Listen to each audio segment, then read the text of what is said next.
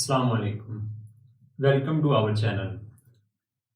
ऐसी मूवमेंट्स जो external force की वजह से परफॉर्म की जाएं, उन्हें हम पैसिव मूवमेंट्स कहते हैं। ये ऐसे पेशेंट्स में करवाई जाती हैं जो अपने मसल्स को वॉलंटरली कॉन्ट्रैक्ट नहीं कर पाते, या ऐसे पेशेंट्स जिनमें किसी भी पैथोलॉजिकल कंडीशन की वजह से मूवमेंट कॉन्ट्रा इंडिकेटेड हो।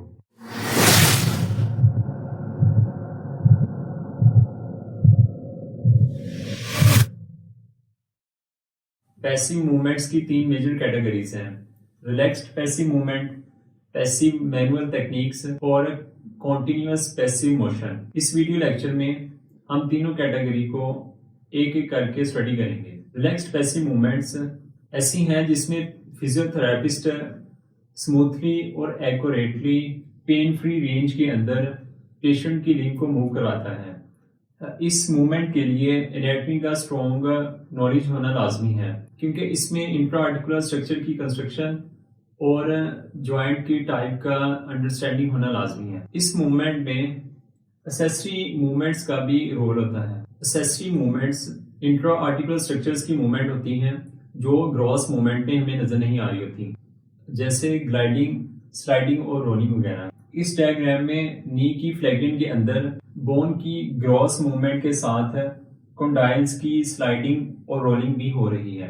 जॉइंट के अंदर ये स्लाइडिंग और ग्लाइडिंग एसेसरी मूवमेंट है। शोल्डर की फ्लैगेन करते हुए जो स्कैपुला है वो अपवर्ड रोटेट करता है, जबकि इसके साथ ही जो ह्यूमरस हेड के अंदर ग्लाइडिंग और स्लाइडिंग भी होती है। जो स्कैपुलर की अपवर्ड रोटेशन है इसे हम कंपोनेंट मोशन कहते हैं, जबकि जो इंट्रा आर्टिकुलर स्ट्रक्चर्स की मूवमेंट है इसे हम जॉइंट प्ले कहेंगे। ये एसेसरी मूवमेंट्स किसी भी जॉइंट पर फुल रेंज ऑफ मोशन को गेन करने के लिए अपना रोल प्ले करती हैं। अगर इंट्रा आर्टिकुलर स्ट्रक्चर्स में स्टिफनेस की वजह से ये जॉइंट प्ले कम हो तो हम फुली रेंज ऑफ मोशन को गेन नहीं कर पाते। ग्रॉस मूवमेंट्स जैसे फ्लैगेन और एक्सटेंशन की रिकवरी के दौरान हम फुल रेंज ऑफ मोशन को गेन करने के लिए एसेसरी मूवमेंट्स को भी मेंटेन रखते हैं। रिलैक्स्ड पैसिव मूवमेंट्स को अप्लाई करने के लिए हम पेशेंट को कमांड करते हैं कि वो अपनी बॉडी को वॉलंटरली लूजन कर दें ताकि बॉडी पर मूवमेंट करना आसान हो जाए। उसके साथ ही हम स्टार्टिंग पोजीशन को भी डिफाइन करते हैं। जिस पर्टिकुलर जॉइंट पर मूवमेंट देना हो उसके प्रोक्सिमल पार्ट को हम फिक्स कर देंगे।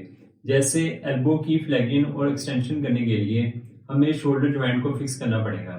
अगर पेशेंट का वेट ज़्यादा है या लिंब को कंट्रोल करना मुश्किल है तो हम उसे स्लिंग या एक्सियल सस्पेंशन के थ्रू सपोर्ट प्रोवाइड करेंगे, जो कि हमें मूवमेंट करने के लिए फैसिलिटेट करेगी।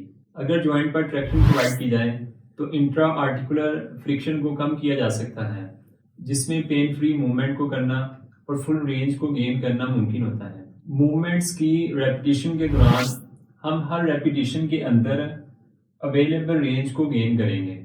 मूवमेंट करते हुए हमें स्पीड और ड्यूरेशन का भी ख्याल रखना पड़ता है। स्लो और रिदमिकल मूवमेंट जो है वो मसल फाइबर्स की एक्टिवेशन के लिए जरूरी होती है। स्लो और रिदमिक मूवमेंट के साथ साथ हर जॉइंट के लिए जो मूवमेंट का ड्यूरेशन पैटर्न है वो डिफरेंट होता है। जैसा कि शोल्डर की रेंज को गेन करने के लिए हमें रिस्ट की निस्बत ज्यादा ड्यूरेशन दरकार होता है। इन सारे प्रिंसिपल्स को फॉलो करते हुए हम रिलैक्स्ड पैसिव मूवमेंट को इफेक्टिवली परफॉर्म कर पाते हैं। रिलैक्स्ड पैसिव मूवमेंट्स को हम अपने पेशेंट्स के अंदर मुख्तलिफ फ़वाइद के लिए इस्तेमाल कर सकते हैं। इससे जो मूवमेंट की मेमोरी है वो प्रिजर्व रहती है, यानी मसल फाइबर्स की जो हेल्थ और कंडीशन है वो ज़्यादा वर्स नहीं हो पाती। ये मूवमेंट्स एडहेजन फॉर्मेशन को प्रिवेंट करती हैं। एडहेजन्स हमारी बॉडी के अंदर ऐसे स्कार्स या स्ट्रक्चर्स होते हैं जो सॉफ्ट टिश्यूज के अंदर कोलेजन फाइबर्स की एडजेसेंट फाइबर्स के साथ स्टिकनेस की वजह से बनते हैं। जो रिलैक्स्ड पैसिव मूवमेंट्स हैं ये इन कोलेजन फाइबर्स को इरेगुलर मैनर में जुड़ने से रोकती है। ये मूवमेंट बॉडी की एक्सटेंसिबिलिटी और फ्लेक्सिबिलिटी को मेंटेन रखती है। एक्सटेंसिबिलिटी सिंगुलर मसल फाइबर्स की स्ट्रेच करने की एबिलिटी को कहते हैं, जबकि फ्लेक्सिबिलिटी मसल की ओवरऑल स्ट्रेच होने की एबिलिटी को कहते हैं। ये लिम्फेटिक ड्रेनेज को भी मेंटेन रखती है। लिम्फेटिक सिस्टम हमारी बॉडी का सीवरेज सिस्टम है, जिसमें जो फ्लूइड्स हैं वो ब्लड से लीक आउट होके इस सिस्टम के अंदर आ जाते हैं। इसी सिस्टम के थ्रू ही हमारी बॉडी के अंदर स्वेलिंग या एडिमा वगैरह होता है। जब हम ये मूवमेंट्स करवा रहे होते हैं तो जॉइंट के अराउंड जो थिन वेसल्स होती हैं उन पर स्ट्रेच आने की वजह से जो लिम्फेटिक फ्लूइड है वो फ्लो में रहता है, जिससे उस पर्टिकुलर सेगमेंट के अंदर एडिमा या स्वेलिंग कम हो जाती है। इन इफेक्ट्स के अलावा ये बॉडी के अंदर सूथिंग इफेक्ट को भी काज करता है, जो कि पेशेंट को रिलैक्स और अच्छा फील करवाता है। Relaxed passive movements preventive in nature होती हैं, यानी ये लॉन्ग ड्यूरेशन के लिए जो बेड रिडन पेशेंट्स हैं, जैसा कि हेमीप्लीजिया के अंदर होता है, ये उनमें कॉम्प्लिकेशन को डेवलप होने से पहले ही प्रिवेंट कर लेती है। पैसिव मैनुअल टेक्निक्स, इसकी 3 मेजर फॉर्म्स हैं: मोबिलाइजेशन, मैनिपुलेशन और सस्टेन्ड स्ट्रेचिंग। इस टेक्निक्स को हम मस्कुलोस्केलेटल पैथोलॉजीज के अंदर इंटरवेंशन के तौर पर ऐड करते हैं। मोबिलाइजेशन को मेटलैंड अप्रोच के कॉन्सेप्ट से समझेंगे। जॉइंट पर मोबिलाइजेशन अप्लाई करने के लिए तीनों कॉन्सेप्ट को हम इस्तेमाल कर सकते हैं, जिसमें स्मॉल एम्पलीट्यूड रिदमिक ओसिलेशन देते हैं या लार्ज एम्पलीट्यूड की रिदमिक ओसिलेशन देंगे, या उस अवेलेबल रेंज के अंदर ले जाकर एंड रेंज में हम स्मॉल एम्पलीट्यूड की ओसिलेशन दे सकते हैं। पहली जो 2 हैं, स्मॉल एम्पलीट्यूड और लार्ज एम्पलीट्यूड की जो ओसिलेशंस हैं, इन्हें हम पेन और स्वेलिंग को कम करने के लिए इस्तेमाल करते हैं, जबकि जो एंड रेंज पर हम ओसिलेशंस देते हैं, इन्हें हम रेंज को गेन करने के लिए इस्तेमाल करते हैं। मैनुअल टेक्निक्स के अंदर जो दूसरी फॉर्म है वो मैनिपुलेशन है।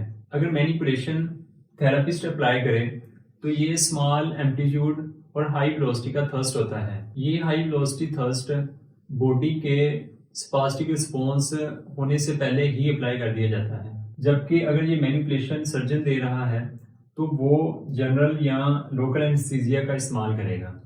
इस प्रोसीजर के अंदर वो बॉडी के मसल्स को स्पैज्म से बचाने के लिए सेंट्रल एक्टिंग मेडिसिन का इस्तेमाल करता है। सस्टेन्ड स्ट्रेचिंग, इस टेक्निक के अंदर भी एडहेशन और अडाप्टिव शॉर्टनिंग को ख़त्म करने के लिए मसल को परसिस्टेंट स्ट्रेच किया जाता है। इस तरह ये तीनों टेक्निक्स मोबिलिटी और रेंज ऑफ मोशन को गेन करने के लिए इंटरवेंशन के अंदर ऐड की जाती है।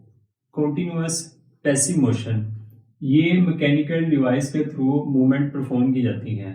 कंट्रोल्ड रेंज ऑफ मोशन को कॉन्टिन्यूसली मैकेनिकल डिवाइस के थ्रू घंटों तक मूव करवाया जाता है, जिसमें 2 से 3 घंटे से लेकर 8 से 10 घंटे के लिए इंटरवेंशन अप्लाई की जाती है। इस डिवाइस के अंदर फ्रीक्वेंसी और टाइम को सेट कर दिया जाता है कि वो 1 मिनट के अंदर जॉइंट की कितनी मूवमेंट्स करवाएगी। CPM से हम इंट्रा आर्टिकुलर फ्रैक्चर्स, एडहेशन और आर्थराइटिस की वजह से जो नेगेटिव इम्पैक्ट आते हैं उसको कम कर सकते हैं। ये पोस्ट ऑपरेटिव पेन को कम करने के लिए और रेंज ऑफ मोशन को गेन करने के लिए इस्तेमाल होती हैं। जॉइंट आर्थोप्लास्टी में कॉन्ट्रैक्शन और एडहेशन को प्रिवेंट करने और फुली रेंज ऑफ मोशन को मेंटेन और गेन करने के लिए CPM एक इम्पोर्टेंट रोल प्ले करती है।